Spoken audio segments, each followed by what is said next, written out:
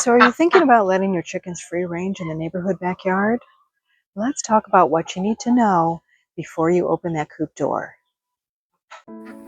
First things first, chickens have no sense of property lines. You and I might think, stay in the yard, girls, but to them, if there's grass, bugs, or a sunny patch to sprawl in, it's fair game. That means they could wander into your neighbor's flower beds, leave some special fertilizer on a porch, or scratch up a garden they weren't invited to. And not all neighbors will think your hens are as cute as you do, so it's worth talking to them ahead of time. A little goodwill goes a long way. Maybe offer a dozen eggs now and then to keep the peace. Predators are another thing, and it's not just the obvious ones like hawks or foxes. In a suburban setting, you've also got dogs who see chickens as squeaky toys, cats that may stalk younger pullets, and raccoons who will happily hunt in broad daylight. And here's one most people don't think about: cars.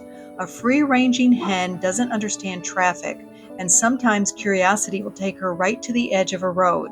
I've even heard of chickens wandering into garages or onto porches where they shouldn't be. Supervised time helps, but also think about where you don't want them going and set up barriers.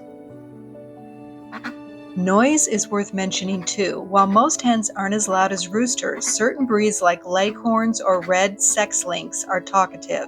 And it's not just the egg song. Hens can sound the alarm when they see a hawk's shadow, a neighbor's dog, or even if another hen is in their favorite nesting box.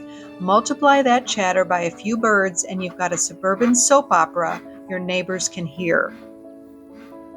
Zoning and local ordinances are a biggie. Even if you're allowed to own chickens, some areas have rules about letting them roam freely. Some cities will fine you if your hens are found outside your property, even if they just wandered next door for a snack. It's always better to know the rules before you find yourself in trouble. Now here's a less obvious one: toxic plants. Free-ranging hens love to taste test everything, and in a suburban neighborhood, that can mean nibbling azaleas, oleander, foxglove, or lantana, all of which are toxic to chickens. And that's not even counting neighbors' garden sprays, fertilizers, or slug pellets, which can be deadly. You might have a safe yard, but if your hens cross into the wrong flower bed, you could have a serious problem. And speaking of other yards, disease transmission is something people don't think about until it's too late. If your birds scratch around in areas where wild bird feed or where other chickens have been, they can pick up mites, worms, or respiratory illnesses. Even something as simple as a shared water puddle can spread parasites. Another thing to consider is egg-laying behavior. When hens free range, they sometimes decide your coop's nesting boxes aren't good enough. Suddenly you're on an Easter egg hunt in bushes, wood piles, or even neighbors' sheds. Some eggs can be found days later, and you won't always know if they're fresh or spoiled. Training them to lay in the coop before giving them full range time can save you a lot of headaches. And here's a sneaky one: coop return habits. Chickens are creatures of habit, but only if you establish the habit. If you free range too early before they're used to the coop, they might decide to roost in a tree, under a deck, or anywhere that's not predator safe. That can turn into a nightly chicken chase you didn't sign up for. And last but not least, there's biosecurity from your own shoes. If you walk in the public parks or farms and then into your yard, you can unknowingly bring in bacteria or parasites that your free-ranging hens are now exposed to. Simple fix: have chicken shoes that never leave your property.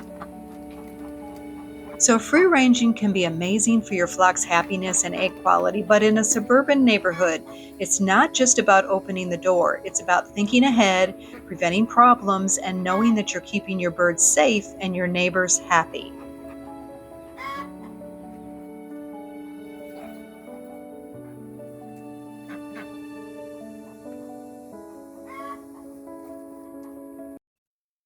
So do your hens free range where you live? And if so, what's something you learned the hard way that you wish you knew before you started? Would love to hear your stories. As always, thank you for watching, and we'll see you next time.